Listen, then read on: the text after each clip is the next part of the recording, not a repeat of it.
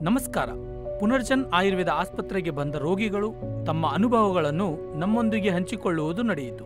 ಪುನರ್ಜನ್ ಅನ್ನು ಆಶ್ರಯಿಸಿ ಬಂದ ನಂತರ ಇದು ಅವರ ಮಾತು. RC ವಿಜಯಕುಮಾರ್ ಅಂತೇಳಿ ರಾಮನಗರದಿಂದ. ನಾನು 41 ಇಯರ್ಸ್ ಆಗಿದೆ. ನನಗೆ ಇವಾಗ ಒಂದು ಮಂತಿಂದ ಗೊತ್ತಾಗಿದೆ. ಅದೇ ಒಂದು ಸಿಟಿ ಸ್ಕ್ಯಾನ್ ಮಾಡಿಸ್ದೆ, ಅದರಲ್ಲಿ ಲಿಪ್ ನೋಟ್ಸ್ ಆಗಿತ್ತು. ಹಾಗಾಗಿ ಇದು ಇನ್ಫಾರ್ಮ್ ಇದೆ ಅಂತ ಇನ್ಫಾರ್ಮ್ ಮಾಡೋರು. ಹಾಗಾಗಿ ಆವಾಗಿಂದ ಗೊತ್ತಾಗಿದೆ.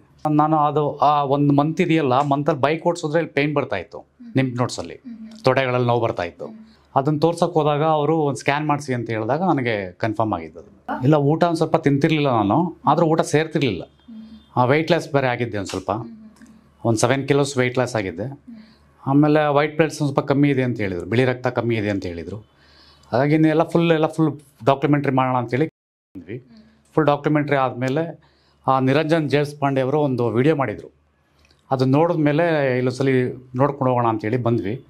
ಇಲ್ಲ, ಅವ್ರು ಏನೂ ಹೇಳಿಲ್ಲ. ಇದು ನನಗೆ ಇವಾಗ ಗೊತ್ತಾಗಿದ್ದೆ, ಇವಾಗ ರಿಪೋರ್ಟ್ಸ್ ಬಂದಿರೋದು ನನಗೆ ಇವಾಗ ಈ ಡೇ 27th, ಈ January 1st ಏನು ಗೊತ್ತಾಗಿದೆ, 27 ಇವತ್ತೇ ಫೈನಲ್ ರಿಪೋರ್ಟ್ಸು ನನಗೆ ಇದಾಗಿದೆಯಲ್ಲ. ಆ ಬಯಾಪ್ಸಿ ರಿಪೋರ್ಟ್ಸ್ ಬಂದಿರೋದು ಇವತ್ತೇ ಗೊತ್ತಾಗಿದ್ದು ನನಗೆ. ಇನ್ಫಾರ್ಮ ಈ ಸ್ಟೇಜಲ್ಲಿದೆ ಅಂತೇಳಿ, ಅಲ್ಲಿ ಗಂಟ ನನಗೇನು ಗೊತ್ತಿರಲಿಲ್ಲ. ಇವಾಗ ಗೊತ್ತಾಗಿದೆ. ಇವಾಗ ಹಾಗಾಗಿ ಇಲ್ಲೊಂದ್ಸಲಿ ನೋಡೋಗೋಣ, ಇದು ಪುನರ್ಜನ್ ಆಯುರ್ವೇದಿಕ್ ಹಾಸ್ಪಿಟಲ್ ನೋಡೋಣ ಒಂದು ಇಂಟೆನ್ಷನ್ ಮೈಂಡ್ ಮೇಲೆ ಇಲ್ಲಿ ಬಂದಿದ್ದು. ನಾನು ಕಂಡೀಷನ್ನು ಇನ್ಫಾರ್ಮ್ ಆಗಿದೆ. ಆಮೇಲೆ ರೊಟೀನ್ ಚೇಂಜ್ ಮಾಡಬೇಕು, ನನ್ನ ಮಾಮೂಲಿ ಆ್ಯಕ್ಟಿವಿಟೀಸ್ ಎಲ್ಲ ಚೇಂಜ್ ಮಾಡಿ ಅಂತ ಹೇಳಿದ್ದಾರೆ. ಫುಡ್ಸ್ ಎಲ್ಲ ಈ ಥರದಲ್ಲಿ ತಿನ್ನಬೇಕು ಅಂತ ಹೇಳಿದ್ದಾರೆ.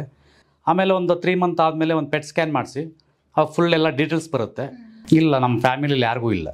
ನಾನು ಸ್ಮೋಕ್ ಮಾಡ್ತಿದ್ದೆ ತುಂಬ, ಒಂದು 20 yearsಯಿಂದ ಸ್ಮೋಕ್ ಮಾಡ್ತಾಯಿದ್ದೀನಿ ನಾನು. ಆದ್ರೂ ಅದು ನನಗೆ ಸ್ಪ್ಲಿನ್ನಲ್ಲಿ ಒಂದು ಸ್ವಲ್ಪ ನೋವು ಬಂದಿತ್ತು. ಫಸ್ಟ್ ನನಗೆ 2017 ನನಗೆ ಡೆಂಗ್ಯೂ ಜ್ವರ ಬಂದಿತ್ತು.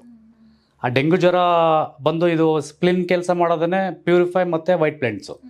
ಅದರಿಂದ ಅದು ಇದು ಏನೋ ಇನ್ಫೆಕ್ಷನ್ ಆಗಿ ಈ ನೋಟ್ಸ್ ಆಗಿರ್ಬೋದು ಅಂತ ಕನ್ಫರ್ಮ್ ಆದಮೇಲೆ ನಾನು ಅದಕ್ಕೆ ಮಂಡ್ಯ ಸಿಟಿ ಸ್ಕ್ಯಾನ್ಗೆ ಹೋಗಿದ್ದೆ. ನೋಡಿದಿರ ಅಲ್ಲವೇ, ಅವರ ಮಾತುಗಳಲ್ಲಿ ಇರುವ ಧೈರ್ಯವೇ ಪುನರ್ಜನ್ ಸಾಧಿಸಿರುವ ಯಶಸ್ಸು. ಅವರ ನಂಬಿಕೆಯೇ ಪುನರ್ಜನ್ ಅನ್ನು ಮುಂದಕ್ಕೆ ನಡೆಸುವ ಇಂಧನ. ಅದೇ ರೀತಿ ಇನ್ನು ಹಲವರ ಜೀವನದಲ್ಲಿ ಪುನರ್ಜನ್ ಬೆಳಕನ್ನು ಚೆಲ್ಲಲು ನಿರಂತರವಾಗಿ ಪ್ರಯತ್ನ ಮಾಡುತ್ತಲೇ ಇರುತ್ತದೆ. ಧನ್ಯವಾದಗಳು.